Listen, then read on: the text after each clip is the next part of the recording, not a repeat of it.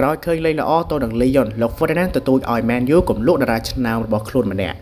ក្រៅពី Xabi Alonso ក្លឹប Real Madrid សម្លឹងឃើញគ្រូបង្វឹក3នាក់ទៀតមកជំនួសលោក Ancelotti ក្លឹបនៅក្នុងក្របខ័ណ្ឌ MLS ចង់បាន De Bruyne ក្លឹបចាស់ចង់បាន Joao Felix ត្រឡប់ទៅវិញ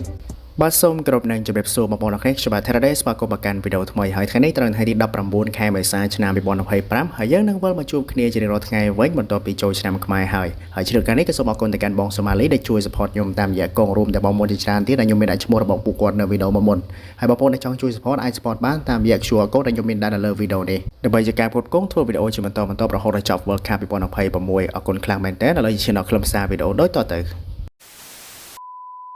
ក្រោយឃើញលេងល្អទៅនឹងលីយ៉ុនលោក Ferdinand ទទូចឲ្យ Man U កុំលក់តារាឆ្នើមរបស់ខ្លួនម្នាក់វីរៈបុរសរបស់ Manchester United លោក Rio Ferdinand បានស្នើសុំប្រធានក្លឹបលោក Sir Jim Ratcliffe កុំឲ្យលក់ខ្សែប្រយុទ្ធស្លាប់ Alejandro Garnacho ចេញបន្ទាប់ពីរូកេបានបង្ហាញសមត្ថភាពបានយ៉ាងល្អទៅនឹងក្រុមលីយ៉ុន Garnacho បានដើរតួនាទីយ៉ាងសំខាន់ក្នុងការជួយឲ្យ Manchester United ដណ្ដើមបានកៅអីឡើងទៅកាន់វគ្គពាក់កណ្ដាលផ្ដាច់ព្រាត់ពាន Europa League បន្ទាប់ពីក្រុមបិសាចក្រហមយកឈ្នះលីយ៉ុននៅជើងទី2វគ្គ8ក្រុមចុងក្រោយកាលពីយប់ថ្ងៃទី17ខែមេសាក្នុងលទ្ធផល5-4និងសរុបលទ្ធផលទាំងពីរជើងឈ្នះ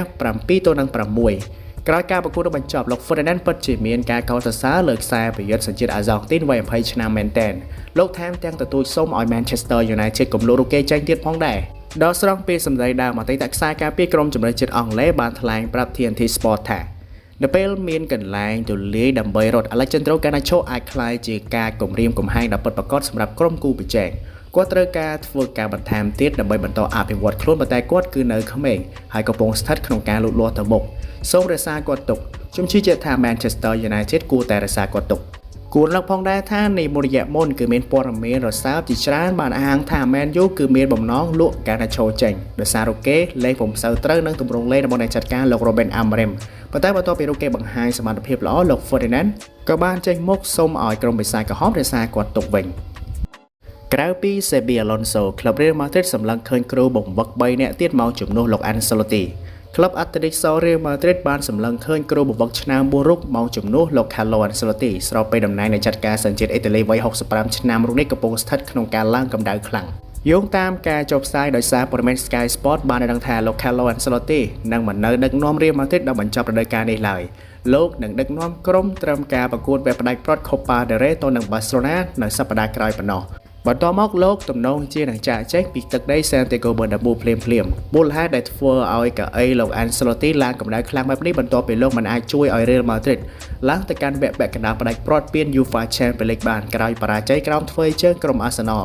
ដោយសរុបលទ្ធផលទាំងពីរជើង5-1ចំណាឱកាសរបស់អ្នកចាត់ការវ័យ65ឆ្នាំគឺនៅសល់ការប្រជែងពានធំចំនួន3ទៀតដូចជា La Liga, Copa del Rey និង Club World Cupប៉ុន្តែអនាគតរបស់លោកទំនងជានឹងមិនបន្តជាមួយក្រុម Atletico ទៀតឡើយក្លឹប Real Madrid ក៏សម្លឹងឃើញគ្រូបង្វឹកថ្មីមកជំនួសលោក Ancelotti រួចរាល់ហើយដែរប្រសិនបើលោកពិតជាចាក់ចែងមែននោះគឺលោក Xabi Alonso គ្រូបង្វឹករបស់ក្រុម Bayer Leverkusen ជាគោលដៅចម្បងប៉ុន្តែយោងតាម Transfer Market បានដឹងថាក្រុម Atletico បានកំណត់សម្គាល់លើគ្រូបង្វឹក3រូបផ្សេងទៀតប្រសិនបើបរាជ័យក្នុងការនាំយកលោក Xabi Alonso ក្នុងនោះមានអតីតអ្នកចាត់ការក្រុម Liverpool លោក Jurgen Kloppគ្រូបង្វឹកបច្ចុប្បន្នរបស់ AFC Bournemouth លោក Andoni Iraola និងអតីតអ្នកចាត់ការរបស់ពួកគេលោក Zinedine Zidane ក្លឹបនៅក្នុងក្របខ័ណ្ឌ MLS ចង់បាន De Bruyne Kevin De Bruyne ក្រុងនឹងចាក់ចេញពី Manchester City លើការផ្ទេរដោយមិនមានតម្លៃខ្លួននៅរដូវក្តៅនេះជាមួយនឹងក្រុមជុំវិញពិភពលោកឥឡូវនេះកំពុងជំរុញឲ្យចុះហត្ថលេខាលើខ្សែបម្រើដ៏ល្បីល្បាញរូបនេះយោងតាមលោក Fabrizio Romano បានដឹងថាក្លឹបមួយក្នុងចំណោមក្លឹបដែលចង់បាន De Bruyneគឺ Chicago Fire នៅក្នុងក្របខ័ណ្ឌ Major League Soccer បានព្យាយាមចុះហត្ថលេខាលើតារាឆ្នើមសញ្ជាតិ Belgium ក្លឹបចាស់ចង់បាន Joao Felix ត្រឡប់ទៅវិញយោងតាមការចេញផ្សាយរបស់ Record បានដឹងថាក្លឹប Benfica ចង់នាំយកកីឡាករ Joao Felix របស់ក្លឹប Chelsea មកក្លឹបវិញក្នុងលក្ខខណ្ឌខ្ចីជើងហើយសង្ឃឹមថាគាត់នឹងអាចមានវត្តមានក្នុងការប្រកួត Club World Cup ក្នុងខែមិថុនាបន្ទាប់ពីខកខានមិនបានចុះហត្ថលេខាលើខ្សែប្រយុទ្ធនេះឡើងវិញក្នុងរយៈពេល2រដូវក្តៅចុងក្រោយនេះលោក Klopp អាចនឹងវិលទៅរកការងារចាស់វិញយោងតាមការចេញផ្សាយរបស់ UOL បានដឹងថាលោក Jurgen Klopp គឺអស់កម្លាំងកាន់តែខ្លាំងនៅក្នុងទូរទស្សន៍ថ្មីរបស់គាត់នៅ Red Bull ហើយការមិនពេញចិត្តរបស់គាត់គឺជាប្រធានបទដែលកើតឡើងម្ដងទៀតនាពេលថ្មីនេះដូច្នេះហើយអតីតគ្រូបង្វឹកលីវើពូលរូបនេះត្រូវបានគេរំពឹងថានឹងត្រឡប់មកការងារជាអ្នកគ្រប់គ្រងវិញជាមួយ Real Madrid ឬក្រុមជម្រើសជាតិប្រេស៊ីលក្លឹបបិសាចក្រហមបន្តកំណត់គោលដៅ Mike Nan ជាអ្នកជំនួសតំណែង Onana យោងតាមការចេញផ្សាយរបស់ខាច់អស័យបានដឹងថាគ្រូបង្វឹកក្រុម Manchester United លោក Ruben Amorim បានកំណត់អត្តសញ្ញាណនៃចាំទី AC Milan កីឡាករ Mike Nan ជាអ្នកជំនួសដ៏ល្អសម្រាប់ Andre Onana ដែលនឹងចាក់ចេញទោះជាយ៉ាងណាក៏ដោយក្លឹបបិសាចក្រហមអាចនឹងប្រឈមមុខជាមួយការប្រកួតប្រជែងពីក្រុម Chelsea និង Aston Villa ដែលចាប់អារម្មណ៍លើកីឡាករសញ្ជាតិបារាំងរូបនេះផងដែរក្លឹប Bayern កំពុងរៀបចំការផ្លាស់ប្ដូរដ៏ធំមួយចំពេលមានការប្រកួតប្រជែងពីក្លឹបយក្សនៅអឺរ៉ុបដូចជា Manchester City និង Real Madrid ក្លឹប Bayern Munich កំពុងរៀបចំការផ្លាស់ប្ដូរដ៏ធំមួយសម្រាប់ Florian Wirtz នៅក្នុងតម្លៃ250លាន€ជាមួយនឹងការគាំទ្រយ៉ាងខ្លាំងពីថ្នាក់ដឹកនាំរបស់ក្លឹបសម្រាប់ការផ្ទេរដ៏មានសក្តានុពលនៅឆ្នាំ2025នេះបើយោងតាមរបាយការណ៍ពីកាសែត Sport Bill ក្លឹបនៅ Saudi Pro League ចង់បានខ្សែបម្រើរបស់តោឃីវ